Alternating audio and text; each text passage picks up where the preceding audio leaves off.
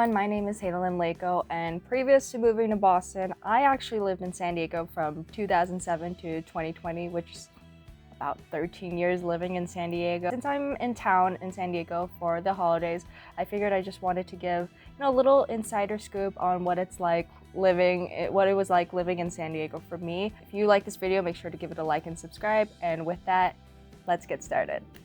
California is notorious for its traffic. There is always rush hour, particularly 6:30ish to maybe like 8:30 or so in the morning, and then literally anything after 3 o'clock, like 3 maybe to 6ish probably, in terms of the post-work traffic. I'll give you a great example. So I went to school over at UC San Diego, and my family lives down in Chula Vista, and that commute is only 20 miles. If I left my shift at 5 o'clock, I would not get home until 6:30, especially on Fridays, because everyone wants to go down to the border, and Chula Vista is literally like on the route to San Ysidro where the border is located. But however, if I would leave my shift during an off-hour season, it only took me 30 to 45 minutes. Weird thing that can cause traffic is when there are droplets. I'm not talking like a full-on pouring of rain. I'm talking like droplets of water from the sky. I don't know what happens. San Diegans especially, they just lose their minds and just cause so much more accidents during this time. So if there is like just even a little bit of droplets coming from the sky, expect your commute to be a little bit longer. The overall cost of gas is expensive. Obviously, as of right now, inflation is just insane and everything is getting more expensive. California overall has probably the most expensive gas prices. There is a gas tax, and then there's also where they get their gas, and in addition, what type of gas that they bring in. So I believe I passed by Costco just today, and the cost of gas was about like $5.80 a gallon. When I went a little further out, I saw a place that was $6.30 something a gallon, which is insane.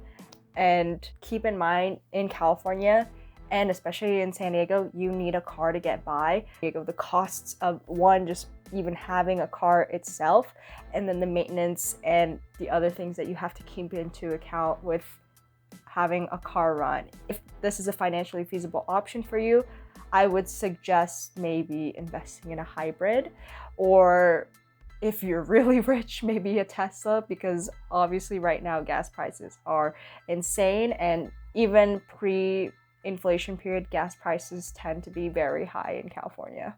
You are just a few hours away from Los Angeles and Irvine. The great thing about San Diego is that you are very close to Los Angeles and Irvine, which tends to have the really fun amusement parks like Disneyland, Knott's Berry Farm. I was very spoiled to where I could go there pretty often, and I do miss that about living in San Diego. Also, the best thing about San Diego is that whatever food trends or clothing stores that start in LA slowly migrate its way to Irvine, and then it comes to San Diego. So you don't have to bring the LA traffic home with you. LA has probably some of the worst traffic out of all the cities in California. San Diego, it's not as bad, still pretty bad relative to other places, but at least you don't have to worry about bringing that back with you. San Diego has a lot of beaches, but unfortunately the water is cold. So the reason why the beach water in San Diego is cold is due to upwelling. So basically you have the top layer, which is warm water, and it's gonna be pulled away by wind and currents, and it's gonna be basically replaced with cold water on top. Now this is actually a good thing because cold water has a lot of nutrients which attract a lot of the wildlife, like the seals, the sea lions, dolphins. I believe you see whales from time to time in San Diego if you go a little further out, obviously. Maybe due to climate change, it may be getting a little bit warmer. However, it's pretty common to see a lot of people wearing wetsuits whenever they're going surfing and whatnot, just because the water's overall cold. And on top of that, the beaches can vary. To give you a little insider scoop on the different types of beaches in San Diego. Coronado Beach is very nice, but sometimes there are dead jellyfish that, beach up to the surface. Black's Beach is a nude beach, and it doesn't sound as sexy as you think it would because the water's cold, and usually it is older folks that visit that. And then Imperial Beach, it tends to have a lot of pollution because a lot of the sewage from TJ just kind of sometimes makes its way over to Imperial Beach. So just keep that in mind when you're looking at different beaches to visit or spend your time in San Diego. Make sure to do your research on it. San Diego has really good Mexican food. San Diego is one of the main cities in California that is close to the border. There's a lot of quality Mexican food and/or Mexican food fusions. You should definitely try carne asada fries or California burritos. California burritos, fun fact, is actually just pretty much a burrito form of the carne asada fries. This was actually formed in San Diego, and the biggest names to try it out are Tacos El Gordo and Lolitas. So definitely hit up those places if you want to try that out. Obviously, you don't move to San Diego for Mexican food and just go to Taco Bell. That's just insane.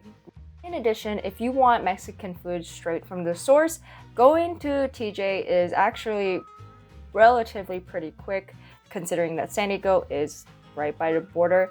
Especially on Fridays, traffic down south is pretty hectic just because everyone wants to go by the border. Overall, if you want a true Mexican food experience, live in San Diego. San Diego has a very high Asian population. There's a very high Asian population, especially in Kearny Mesa. For Filipinos, it's National City, aka Pinoy City, and Mira Mesa, aka Manila Mesa. And the reason why there's a very high Asian population is that San Diego is just a great place, and on top of that, it brings a lot of industries from all different types of the world. So for instance, San Diego is very big in biotech, software development, medicine, and other things like that. And so that brings a lot of people from all over the world, including Asians. And thus, if you want really good Asian food, I would highly recommend going to Convoy, which is in Kearny Mesa, I believe. Yes, Kearny Mesa. And it's just this whole street, like blocks and blocks of really good Asian food, and it's so good, and I miss that about living here. Anything under 60 degrees is considered winter. I find this hilarious now that I live in Boston. I remember anything under 60 degrees, you start wearing a sweater, you wear your long jeans, and you feel like you're freezing because the climate here in San Diego it's kind of a dry heat, and because we're by the water, you have more wind and stuff like that. And so typically it doesn't get, at least by East Coast and Midwest standards, it doesn't get as cold compared to other places. Now, does it get hot? Obviously it does. In the summer, it can get as high as, it can hit triple digits. However, most of the time, the weather is just pretty calm and mild, which is why a lot of people like to live here. I don't know why Southern Californians, we like to wear flannels to kind of feel a little bit warmer. It's not like some people will wear out the thick windbreakers and whatnot. It doesn't really get super windy out here, at least not compared to Boston standards in my personal opinion. But obviously if you live here long enough, you get acclimated to the weather, and again, anything under 60 degrees is considered cold. San Diego has wildfires. So before I left for Boston in 2020, San Diego was hit pretty hard with the worst wildfire season I had ever seen, and this is coming from someone who lived in San Diego from 2007 to 2020. Even if you were 50 miles or so away from the wildfire, there was a point where the ashes from the wildfire itself would still be enough to coat your car. There were a lot of people buying air purifiers at this time because obviously it was not safe to breathe the air, and the sun was like a weird but nice orange hue. Wildfires are definitely a thing, and you should do your research about making sure that where you choose to live in San Diego is not a common place for wildfires to occur, because otherwise there's no point of being there. San Diego is a very big Navy town. There are so many different bases for both the Navy and the Marines, as well as a Naval Medical Center down in Balboa Park. If those bases are not enough to show you how much San Diego is a Navy town overall, the high density of Filipinos are. Filipinos, we know that we all have a connection to the Navy somehow, whether it be a family member being a serviceman or us working for the Navy. So San Diego is a very big Navy hub, which makes sense with where it is located. In addition, both Top Gun movies have been filmed throughout different parts of San Diego. So if you want to really look into where Top Gun is filmed, you should definitely come visit San Diego and, really appreciate the Navy culture here. San Diego is home to the very amazing annual Comic-Con. Now, in terms of San Diego, Comic-Con is probably one of the biggest events of the year that happens pretty much every summer. Over the years, it has definitely grown in popularity, and so a lot of people tend to visit San Diego during the summer months because of Comic-Con, and that brings a lot of business.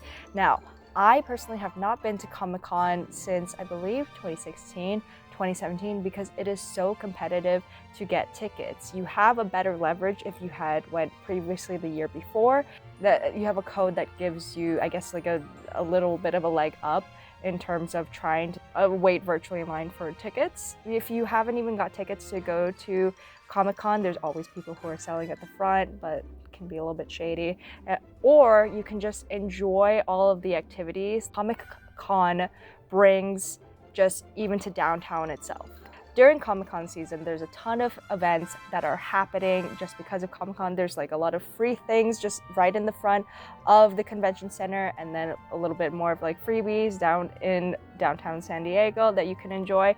And overall, it's just a really fun and family-friendly experience for all. Now, just a little bit of an insider tip. If you want to actually get into Comic-Con for free, I highly suggest volunteering for Comic-Con. You can volunteer for a shift, and I believe you get the rest of the day to just do whatever you want. And even just volunteering down in Comic-Con, you get to see more behind the scenes information based on what I've heard. I hope this video was helpful for anyone who is considering moving to San Diego. Even though I don't live here anymore, I love giving advice about, life in San Diego or life in other places that I've lived before. If you like this video, make sure to give it a like and subscribe, and comment below if you have any further questions or concerns about life in San Diego. And with that, I wish you all a very good night.